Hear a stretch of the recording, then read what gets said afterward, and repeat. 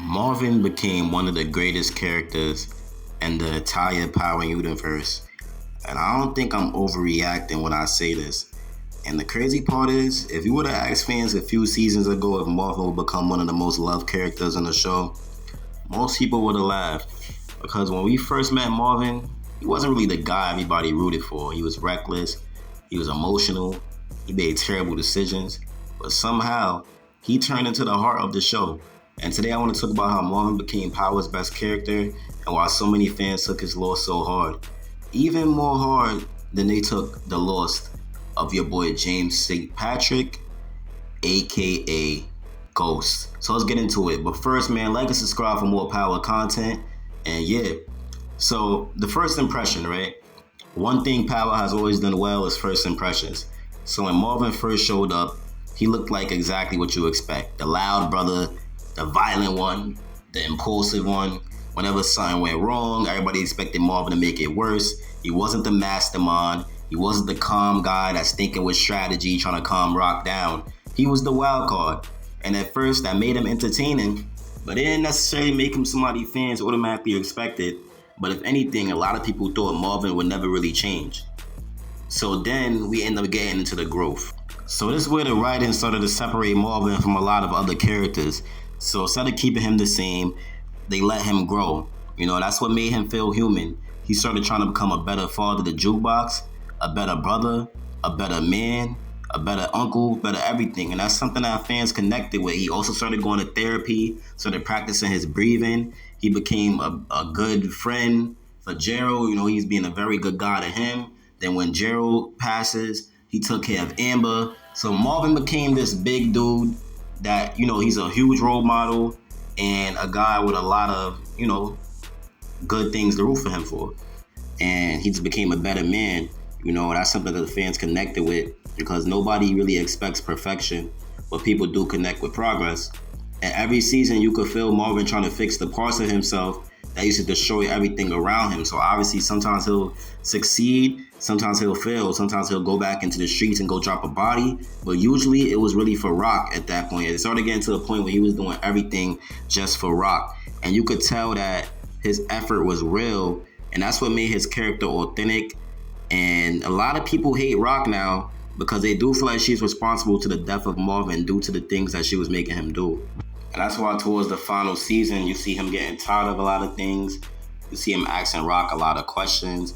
Like, Rock, why are you doing this? Why you want to start so much wars? Then he start telling Jukebox, yo, nothing's going to happen to me. And then you hear him start actually, trying to escape the game, saying, yo, I ain't gonna lie, like we marks out here in these streets, you feel me? And then you also see him visit Lou and ask how could he be better and act, trying to visit with the pastor, trying to connect with God. So Marvin was really trying to be a better guy, and he's just a fan favorite and people really loved him a lot.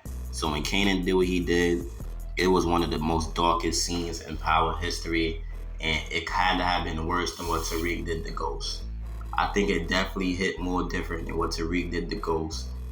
Kanan, he did warn you. He did say, yo, I ain't gonna lie. I'm down right now. But it's time to get even. Feel me? He did say that. And then after he dropped off Uncle Marvin, Kanan showed no sympathy. He said, if you didn't hate me, well, you hate me now.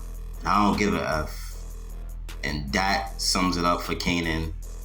And he is on his way to being cold. If you ain't see my Kanan video, then go check that out now. But let's finish up with Uncle Marvin because we have a lot more to talk about. So I think Uncle Marvin became a fan favorite for 3 reasons. So first of all, he was funny. And that's without even trying sometimes. He could walk into a scene and completely change the energy. Second, he had a lot of loyalty. So whether you agreed with every decision or whether or not you agreed with every decision, you never questioned that he cared about the people close to him because he really did, man. And third, he had heart, and that's the biggest one out of all of them. By later seasons, you wasn't really watching Marvin because you wanted to see chaos. You was watching because you wanted to see him finally win. And we thought that, maybe Marvin had a chance to win. But as the season went on, and as the seasons went on, we started to realize that Marvin, his ending not going to be well. That's just how it is. It was going to either be jail, or it was going to be death. And honestly, it looked like it was gonna be jail for a minute because they kept bringing up Amber and kept bringing up her storyline. But as you can see, it ended up being death. So the reason Marvin lost hurt so much is just because, like, you know, he was such a good, dope character. And that's why this hit fans so hard. It's not just because we lost a major character. It's because we watched somebody evolve. And when a character grows in front of the audience, people become attached. You know, you remember where they started. You remember every mistake. You remember every moment they try to become better. And that's why losing Marvin feels different. It's not just another death. It feels like losing someone whose journey you was invested in. And that's the worst possible. You know, that's the worst thing right there. When you lose somebody's journey that you was actually invested in. So your boy Marvin, man, very good character, very solid dude overall. And it is sad that he had to go out like this to Kanan. But even Marvin in his final scenes went out like a badass. I mean, he absolutely schooled Kanan with what he was saying. He was like, yo, man, you know, you're going to forever see me in your dreams after doing this.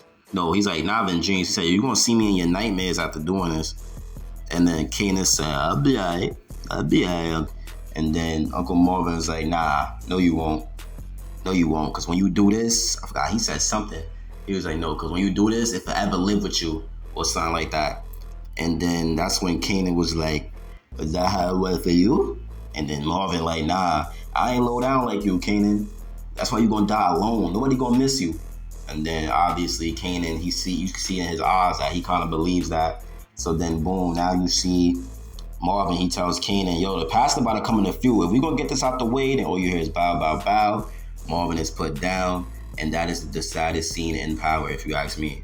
Because Marvin was a G. So for me, man, Marvin's story is one of the best character arcs we've seen in Power. He proved that a character doesn't have to start as a hero to become somebody that fans love. Sometimes the best journeys are just the ones where somebody slowly earns your respect. And that's exactly what Marvin did. So rest in peace to one of the realest characters in the Power universe. But now I want to hear from y'all. Do y'all think Marvin became the best character in Power? Or is there somebody you still rank above him? Because I love Tommy. I love Ghost. But Marvin, man, I don't know. It was just something different about him, bro. Especially because he's just like that older guy, you know, that old school, old head vibe, classic 90s gangster, you know, with the, you know, just how, it's the aura, man. You know, so is this somebody you still rank above him? Drop your thoughts in the comments, man. If you enjoyed this breakdown, make sure you like the video, subscribe to StreetSaga TV, and turn on notifications because we got a lot more Power content on the way. Yes, we do. And it's a lot of theories coming up, and we'll be ready for this Raising Kanan season finale, man. So I'll catch y'all in the next one. StreetSaga TV, and I'm out, man. Peace.